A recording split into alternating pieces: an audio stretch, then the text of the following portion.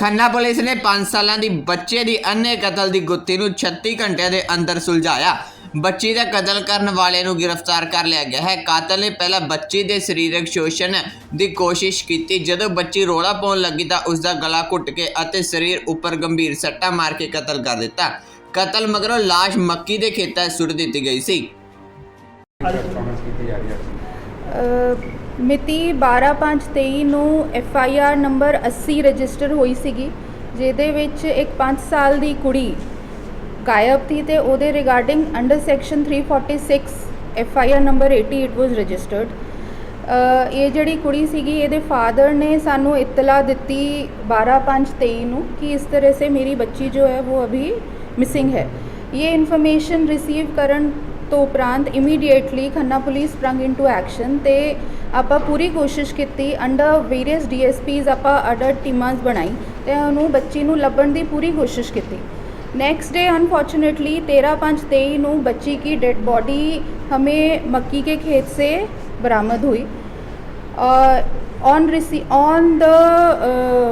इसके बाद जो है फिर हमने सेक्शन 363, 364 और 302 IPC ਉਹਦਾ ਵਾਦਾ ਆਪਾਂ ਕੀਤਾ ਇਹਦੇ ਵਿੱਚ।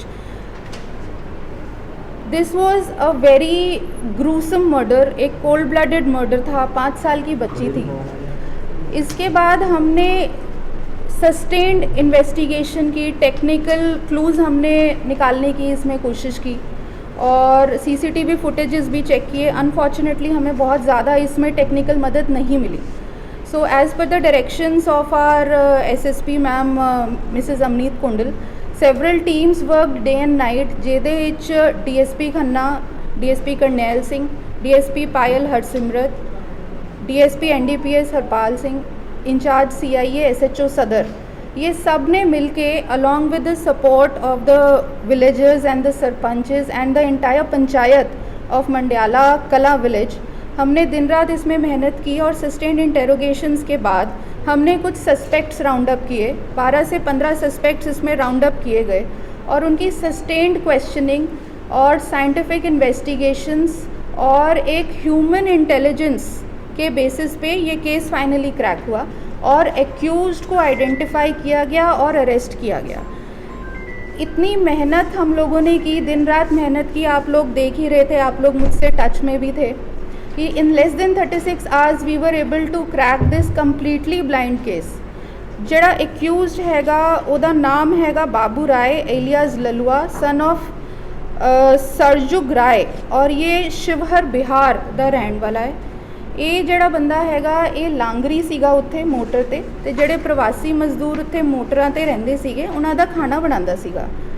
Surprisingly he was staying there for the past 10 years, 10 ਸਾਲਾਂ ਤੋਂ ਉੱਥੇ ਰਹਿੰਦਾ ਸੀਗਾ ਤੇ ਇਹਦਾ ਜਿਹੜਾ ਹੈਗਾ ਇਹ ਐਕਟ ਕਮਿਟ ਕਰਨਾ ਬਹੁਤ ਹੀ ਅਨਫੋਰਚੂਨੇਟ था जी।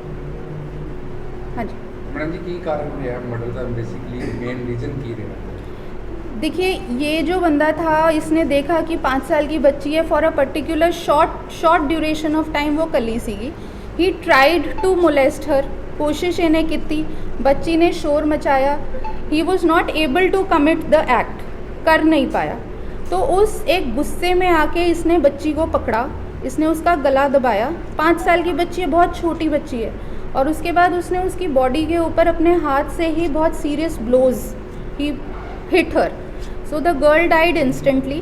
इन्हें फिर की किया कि इन्हें बॉडी जड़ी हैगी वो वहाँ से थोड़ी दूर इसने छिपा दी, क्योंकि उसको लग रहा था कि ये पकड़ा जाएगा, और बॉडी फिर वहीं से मक्की के खेत से जो है वो रिकवर हुई। नहीं जी, this has not been evident till now, but we will be getting it tested. कितनी केस सी ये 49 to 50 ईयर्स ऑफ बच्ची ਨੂੰ ਵਰਗਲਾ ਕੇ ਰਹਿ ਕੇ ਗਿਆ ਸੀ? नहीं, बच्ची जी उत्थे ही रहंदी सीगी, मोटरां ते रहंदी सीगी। ਪਹਿਲਾਂ ਕੋਈ ਸ਼ਿਕਾਇਤ ਵੀ ਕੋਈ ਅਸੀਂ ਪਰਿਵਾਰ ਨੂੰ ਪਹਿਲਾਂ ਲੱਗਿਆ ਹੋਵੇ, ਪਹਿਲਾਂ ਵੀ ਕੋਈ ਅਸੀਂ ਛੇੜਖਾਨੀ ਹੋਈ ਹੋਵੇ? नहीं, ऑन द कॉन्ट्रेरी ये जो बंदा था ये एज अ सस्पेक्ट भी फिगर नहीं हुआ था स्टार्टिंग में, टू द एक्सटेंट कि everyone was vouching for him. तो खन्ना पुलिस ने जिस तरह से इस केस को क्रैक किया ये अपने आप में ही एक डिफरेंट केस है।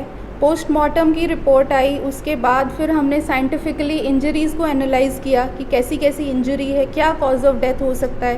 क्राइम सीन रिकन्स्ट्रक्ट किया गया। I met a lot of you on the crime scene also, including you. और वहाँ पर जाकर फिर जितने भी वहाँ प्रवासी मज़दूर थे उनको वहाँ लेके गए, उनको वहाँ प्रेजेंट किया, किसकी किस समय मूवमेंट थी नहीं थी, उस सब के बेसिस पे फिर finally we came to this conclusion. Postmortem report ਦੇ ਵਿੱਚ ਕੁਝ ਦੱਸਣਾ ਚਾਹੁੰਦੇ ਦੱਸ ਸਕਦੇ ਹੋ ਕੁਝ ਆਇਆ ਹੋਵੇ ਬੱਚੀ ਨਾਲ ਕੋਈ ਪੋਸਟਮਾਰਟਮ ਰਿਪੋਰਟ ਦੇ ਵਿੱਚ ਜੀ ਇੰਜਰੀਜ਼ ਹੈਗੀ, ਉਹਦੀ ਨੈਕ ਤੇ ਇੰਜਰੀਜ਼ ਹੈਗੀ, ਜਿਹੜੀ ਗਰਦਨ ਦੇ ਮਣਕੇ ਹੁੰਦੇ ਆ ਉਹ ਟੁੱਟ ਗਏ ਸੀਗੇ। That ਕੋਈ ਹੋਰ ਹਰਕਤ ਪੋਸਟਮਾਰਟਮ ਚਾਹੀਦੀ ਨਹੀਂ ਜੀ, that we will have to see, ਔਰ ਡੀਐਨਏ ਰਿਪੋਰਟਸ ਜਿਹੜੀਆਂ ਹੈਗੀਆਂ ਉਹ ਅਵੇਟਡ ਹੈਗੀਆਂ, ਸੋ ਕਨਕਲੂਸਿਵਲੀ ਆਪਾਂ ਉਸ ਤੋਂ ਬਾਅਦ ਹੀ ਦੱਸ ਪਾਵਾਂਗੇ। ਕੋਈ ਹੋਰ ਵੀ ਸਪੋਰਟ ਸੀ ਉਹਦੇ ਨਾਲ ਮੈਡਮ ਕੋਈ ਭਾਗੀਦਾਰ ਹੋਣਾ ਕੋਈ ਨਾਮ देखिए अभी तक प्राइमा फेसी इन्वेस्टिगेशन में अभी नहीं है, बट इन्वेस्टिगेशन जारी है, अगर कुछ आगे और आएगा then we'll let you know. ਜਿਹੜਾ ਦੋਸ਼ੀ ਦਾ ਗ੍ਰਿਫਤਾਰ ਕਿਉਂ ਕੀਤਾ ਸੀ ਦੋਸ਼ੀ ਜੀ ਉੱਥੋਂ ਹੀ ਗ੍ਰਿਫਤਾਰ ਕੀਤਾ ਹੈ ਜੀ, ਜਿੱਥੇ ਮੋਟਰ ਸੀਗੀ, 2 ਮੋਟਰਾਂ ਹੈਗੀ ਉੱਥੇ, ਤੇ ਉੱਥੇ ਇਹ ਪ੍ਰਵਾਸੀ ਮਜ਼ਦੂਰ ਉੱਥੇ ਹੀ ਰਹਿੰਦੇ ਸੀਗੇ, ਉੱਥੇ ਹੀ ਜਿਹੜੀ ਦੂਜੀ ਮੋਟਰ ਹੈਗੀ ਉਸ ਤੇ ਖਾਣਾ ਬਣਦਾ ਸੀਗਾ, ਇਹ ਖਾਣਾ ਬਣਾਉਂਦਾ ਸੀਗਾ, so he was rounded up as a part of the suspects. ਇਹ ਮੈਡਮ ਇਹ ਗਾਇਬ ਹੋ ਚੁੱਕਿਆ ਸੀ ਉੱਥੋਂ ਬਾਅਦ ਹੀ ਜਾਂ ਫਿਰ ਉਹਨਾਂ ਨਾਲ ਹੀ ਫਿਰਦਾ ਰਿਹਾ ਜਿਹੜਾ ਜਦ ਇਹਨੂੰ ਟ੍ਰੇਸ ਕੀਤਾ ਗਿਆ ਫੈਮਿਲੀ ਦੇ ਨਾਲ? देखिए as I said we rounded up a lot of suspects on the basis of sustained investigations and sustained questioning we were able to round up this accused थे। ये अपने बयान बार बार बदल रहा था और कुछ ना कुछ देखो जड़ियाँ होंदियां गल्लां, यस, सो वो फिर आप करॉबरेट किया, गवाहां नाल आप करॉबरेट किया and then he was arrested. देखो 5 साल की बच्ची है, बिना माँ की बच्ची है, एक प्रवासी बच्ची है जो वहाँ पर रहती थी, और ये एक बहुत ही घिनौनी हरकत थी, और इसका I would like to personally place my appreciation for the entire village. Mandiala Kalan दे जड़े लोग हैं उन्होंने सानू बहुत सपोर्ट किया, आप सब ने हमें बहुत सपोर्ट किया पिछले 2 दिन में, so that is the reason कि हमने पूरी मेहनत करके अपना पूरा जोर लगाया इस केस में। ਮੈਡਮ ਜੀ ਇਸਨੇ ਪਾਸਟ ਸਮੇਂ ਦੇ ਵਿੱਚ ਵੀ ਕਿਸੇ ਹੋਰ ਬੱਚੇ